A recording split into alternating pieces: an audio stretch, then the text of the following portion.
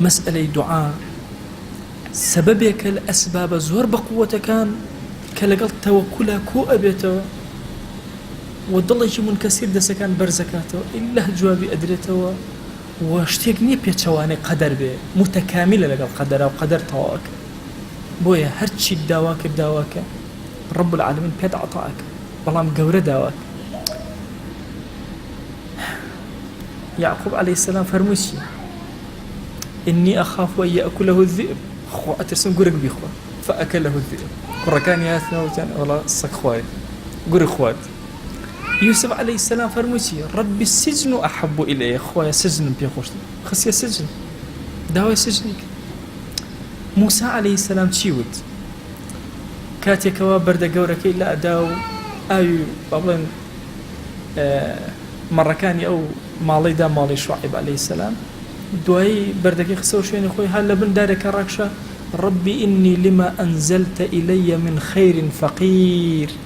خوایە من بۆ ئەو خەیرەی کە تۆ بۆم دا ئەبەزێنی زۆر فەقیر و محتاج و داماوم چی پێدا کورە ژنی دایە ئەمانی دایە کورە مەڕووماڵاتیایە کور لەمانە زیاتر کردی بە پێغەمبەر هەڵی بژە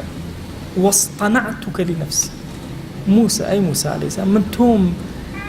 بۆ خۆم دروست کرد بە تایبە